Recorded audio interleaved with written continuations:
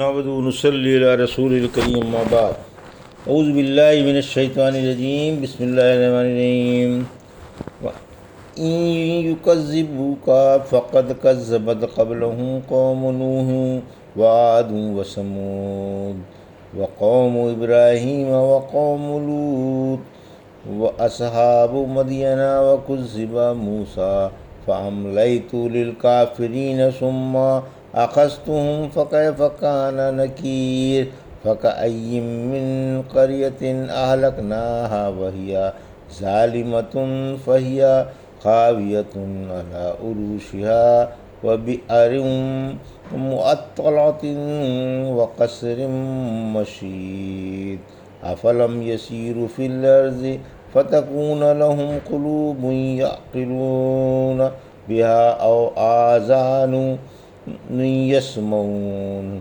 يسمعون بها فإنها لا تعمى الأبصار ولكن تعمى القلوب التي في الصدور ويستعجلونك بالعذاب ولن يخلف الله وعده وإن يوما عند ربك كألف سنة مما تعدون وكأي من قرية أمليت لها وهي ظالمة ثم أخذتها وإلي المصير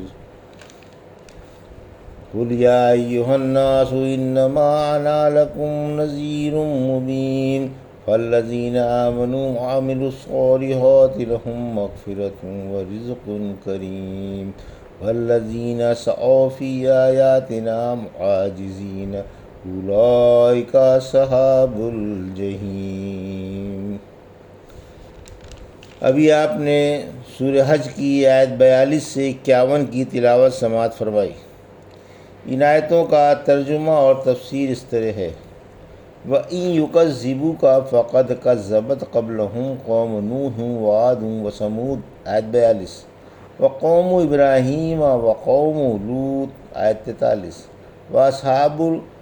واصحاب مدین وکذب موسیٰ فاملیت للکافرین ثم اخذتهم فکیف کان نکیر آیت 44، فکأی من قریۃ اہلکناہا وہی ظالمۃ فہی خاویۃ علی عروشہا وبئر معطلۃ وقصر مشید آیت 45، افلم یسیروا فی الارض فتکون لهم قلوب یعقلون بها او آذان یسمعون بها فإنها لا تعمى الأبصار ولكن تعمى القلوب التي في الصدور آیت 46۔ ترجمہ: اگر یہ آپ کو جھٹلا رہے ہیں تو آپ غم نہ کریں، ان سے پہلے قوم نوح نے، عادیوں نے، سمودیوں نے بھی جھٹلایا تھا، اور قوم ابراہیم نے، قوم لوط نے اور مدین والوں نے بھی، اور موسیٰ علیہ السلام کو بھی جھٹلایا گیا تھا۔ پھر میں نے کافروں کو ڈھیل دے دی، پھر پکڑ لیا۔ بتاؤ میرا عذاب کیسا رہا؟ غرض یہ کہ بہت سی ظالم بستیاں ہم نے ہلاک کر دیں، اب وہ اپنی چھتوں پر گری ہوئی ہیں، اور بہت سے کنویں اور مضبوط قلعے ویران ہیں۔ کیا انہوں نے دنیا کی سیر نہیں کی کہ ان کے پاس سمجھنے والے دل اور سننے والے کان ہوتے؟ بلا شبہ آنکھیں اندھی نہیں ہوتیں، البتہ سینوں والے دل اندھے ہو جایا کرتے ہیں۔ یہ تھا ترجمہ سورہ حج کی آیت 42 سے 46 کا تفسیر۔ آیت 42-43 رحمت عالم صلی اللہ علیہ وسلم کو تسلی۔ قوم کی تکذیب و مخالفت پر اللہ اپنے محبوب نبی صلی اللہ علیہ وسلم کو تسلی دے رہا ہے کہ آپ ان کے جھٹلانے پر دلگیر نہ ہوں اور فکر نہ کریں۔ یہ تو نبیوں کے ساتھ قوموں کی عادتیں ہیں، کوئی نئی بات نہیں۔ آپ سے پہلے فلاں فلاں نبی کو بھی ان کی قوموں نے جھٹلایا تھا۔ آخر میں فرمایا اور موسیٰ علیہ السلام کو بھی جھٹلایا گیا تھا، باوجود یہ کہ ان کے پاس بڑے بڑے معجزے اور روشن نشانیاں تھیں۔ میں نے کافروں کو مہلت دی، فوراً نہیں پکڑا، وہ اور اترا گئے۔ آخر میرے عذاب نے انہیں دے پٹخا۔ اب بتاؤ میری پکڑ اور میری سزا کیسی رہی؟ رسول اللہ صلی اللہ علیہ وسلم نے فرمایا اللہ ظالم کو ڈھیل دیتا رہتا ہے یہاں تک کہ جب اسے پکڑ لیتا ہے تو پھر نہیں چھوڑتا۔ اللہ کے عذاب نے ظالموں کو کہیں بھی نہیں چھوڑا۔ آیت 44۔ بہت سی ظالم بستیاں ہم نے غارت کر دیں، ان کا ظلم یہی تھا کہ رسول کو جھٹلایا کرتے تھے۔ اب ان کی چھتیں گری پڑی ہیں، منزلیں کھنڈہر ہیں اور ان میں الو بول رہے ہیں۔ بہت سے کنویں بیکار پڑے ہیں، اب نہ کوئی ان کے پاس آنے والا اور نہ پانی کھینچ کر لے جانے والا، جبکہ کسی زمانے میں بھیڑ رہا کرتی تھی اور کثرت سے پانی بھرنے والے ہوتے تھے، لیکن آج نہ آدم ہے نہ آدم زاد۔ بہت سے مضبوط عالی شان شاہانہ قصر ویران ہیں، اب نہ ان میں چہل پہل ہے اور نہ رہنے والے، اور وہاں بوم وزغن کے آشیانے ہیں، ان میں بسنے والے کہاں جا سوئے؟ ان اونچے اونچے مکانوں کے مکین کہاں گئے؟ اور یہ مضبوط قلعے کیوں خالی ہو گئے؟ عبرت کا مقام ہے ان میں رہنے والوں کو اللہ کے عذاب سے نہ ان کی مضبوطی بچا سکی، نہ بلندی، نہ ان کی پائیداری ان کے کام آئی، اور نہ خوبصورتی۔ اللہ کا عذاب ان کی چھتیں توڑ کر ان میں گھس گیا اور ان کا بھس اڑا کر رکھ دیا۔ سورہ نساء کی آیت 78 میں فرمایا تم جہاں کہیں بھی ہوگے موت تمہیں آ دبائے گی، خواہ تم مضبوط و مستحکم قلعوں میں بند کیوں نہ ہو۔ موت تو تمہارے قلعوں کے لوہے کا پھاٹک بھی توڑ ڈالے گی، تمہاری چھتیں بھی پھوڑ ڈالے گی اور تمہاری آرام گاہوں میں پہنچ کر تمہارا گلا گھونٹ دے گی۔ آیت 45-46۔ کیا تم دنیا میں چلے پھرے نہیں، یا تم غور و فکر نہیں کیا کرتے اور تباہ ہونے والوں کے کھنڈہر نہیں دیکھے؟ تم نے سوچا نہیں کہ ان قوموں کی تباہی کی کیا وجہ ہے؟ آخر اللہ کے عذاب نے انہیں کیوں آ گھیرا اور وہ کیوں قہر الہی کے شکار ہوئے؟ حوادثات و انقلابات سامنے رکھو، گزشتہ لوگوں کے واقعات سناؤ، پہلے لوگوں کے مصائب و آفات یاد دلاؤ، ان کے شہروں اور کھنڈرات کی سیر کراؤ اور غور کرو کہ ان کا کیا انجام ہوا، کہاں گئے، کہاں جا سوئے، آئیں گے بھی کہ نہیں۔ ان جھٹلانے والی قوموں کو اللہ کے عذاب نے کیسا تہس نہس کر دیا، نام و نشان تک نہ چھوڑا۔ جب نگاہ عبرت میں سے یہ کھنڈہر دیکھو گے تو تمہارے دل سمجھ والے اور کان سننے والے ہو جائیں گے اور ان سے خوب عبرت حاصل کرو گے۔ اگر آنکھ اندھی ہو جائے تو کوئی خطرے کی بات نہیں، لیکن افسوس اگر دل اندھا ہو جائے تو اندھیرا ہی اندھیرا ہے، نہ عبرتوں سے سبق حاصل کر سکتے ہو اور نہ واقعات کی تہ تک پہنچ سکتے ہو۔ وَيَسْتَعْجِلُونَكَ بِالْعَذَابِ وَلَنْ يُخْلِفَ اللَّهُ وَعْدَهُ وَإِنَّ يَوْمًا عِندَ رَبِّكَ كَأَلْفِ سَنَةٍ مِّمَّا تَعُدُّونَ۔ آیت 47۔ وَكَأَيٍّ مِّن قَرْيَةٍ أَمْلَيْتُ لَهَا وَهِيَ ظَالِمَةٌ ثُمَّ أَخَذْتُهَا وَإِلَيَّ الْمَصِيرُ۔ آیت 48۔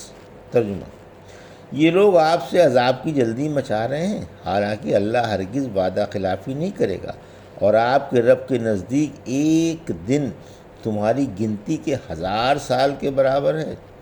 میں نے بہت سی ظالم بستیوں کو ڈھیل دی تھی، پھر میں نے انہیں پکڑ لیا اور میری ہی طرف لوٹ کر آنا ہے۔ یہ تھا ترجمہ آیت 47-48 کا۔ تفسیر: یہ کافر، ملحد اور بے ایمان جو اللہ کو، اس کی کتاب کو، اس کے رسول کو اور قیامت کو جھٹلا رہے ہیں، آپ سے عذاب کی جلدی مچا رہے ہیں۔ سورہ انفال کی آیت 32 میں فرمایا اور جب انہوں نے یہ دعا مانگی اے اللہ اگر توحید ہی برحق ہے اور تیرے پاس سے ہے تو ہم پر آسمان سے پتھر برسا یا ہم پر کوئی دردناک عذاب بھیج۔ سورہ سعد کی آیت 16 میں فرمایا اور انہوں نے دعا مانگی کہ اے ہمارے رب قیامت سے پہلے دنیا ہی میں عذاب میں سے ہمارا حصہ دے دے۔ اللہ وعدہ خلافی نہیں کرتا۔ پھر فرمایا اللہ وعدہ خلافی نہیں کرتا، اس نے قیامت کے قائم کرنے کا، دشمنوں سے انتقام لینے کا اور دوستوں کے اکرام و احترام کا وعدہ کر لیا ہے، لہٰذا عذاب آ رہا ہے، قیامت ضرور آئے گی اور اپنے ساتھ ہولناکیاں ضرور لائے گی۔ فقراء و مالداروں سے 500 برس قبل جنت میں جائیں گے۔ آیت 48۔ رسول اللہ صلی اللہ علیہ وسلم نے فرمایا، مسلمان فقراء مالداروں سے 500 برس پہلے جنت میں جائیں گے۔ قُلْ يَا أَيُّهَا النَّاسُ إِنَّمَا أَنَا لَكُمْ نَذِيرٌ مُّبِينٌ۔ آیت 49۔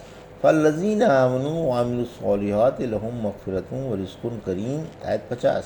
وَالَّذِينَ سَعَوْا فِي آيَاتِنَا مُعَاجِزِينَ أُولَٰئِكَ أَصْحَابُ الْجَحِيمِ۔ آیت 51۔ ترجمہ: آپ فرما دیں، لوگو میں تو تمہارے لیے صرف کھلم کھلا ڈرانے والا ہوں، پھر جو ایمان لا کر اچھے عملوں میں لگے رہے ان کے لیے بڑی بھاری مغفرت ہے اور عزت والی روزی ہے، اور جنہوں نے ہماری آیتیں پست کرنے کی کوشش کی وہ جہنم والے ہیں۔ یہ تھا ترجمہ آیت 49 سے 51 کا۔ تفسیر: رسول صرف نذیر ہے اور عذاب مقررہ وقت پر آئے گا۔ آیت 49۔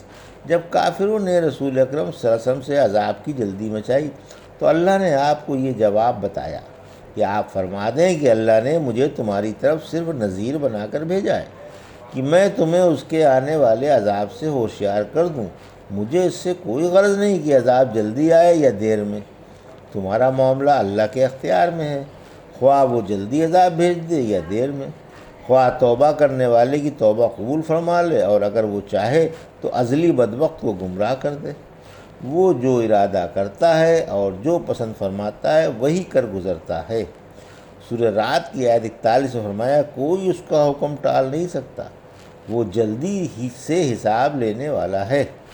آیت 50۔ ایمان بعمل قابل قدر ہے، یعنی جن کے دلوں میں ایمان کی ان کے افعال تصدیق کرتے ہیں، ان کے تمام پہلے گناہ معاف کر دیے جاتے ہیں اور ان کی تھوڑی سی نیکیوں پر عزت والا صلہ ملے گا۔ قرآن میں جہاں کہیں رزق کریم آیا ہے اس سے جنت کا رزق ہی مراد ہے۔ آیت 51۔ اسلام و قرآن کے بدخواہ جہنمی ہیں جو ہماری آیتیں پست کرنے کی کوشش کر رہے ہیں اور لوگوں کو رسول وقت کی پیروی کرنے سے روک رہے ہیں، وہ جہنمی ہیں۔ ابن عباس تعالیٰ فرماتے ہیں، جو ہماری آیتوں کی توہین کرنے میں کوشاں ہیں وہ جہنم والے ہیں۔ جہیم سخت گرم اور دردساں آگ کو کہتے ہیں جس کا عذاب انتہائی سخت ہوگا۔ اللہ ایمان والوں کو اپنے عذاب سے بچائے، آمین۔ سورہ نحل کی آیت 88 میں فرمایا، جو لوگ کافر ہیں اور اللہ کی راہ سے روک رہے ہیں ہم ان پر عذاب کا اضافہ کریں گے کیونکہ یہ فساد مچایا کرتے تھے۔ یہ تھا سورہ حج کی آیت 42 سے 51 کا ترجمہ اور تفسیر جو بھی آپ نے سماعت فرمائی۔ بارک اللہ لی ولکم فی القرآن الحکیم ونفعنا ایاکم بآیات الذکر الحکیم۔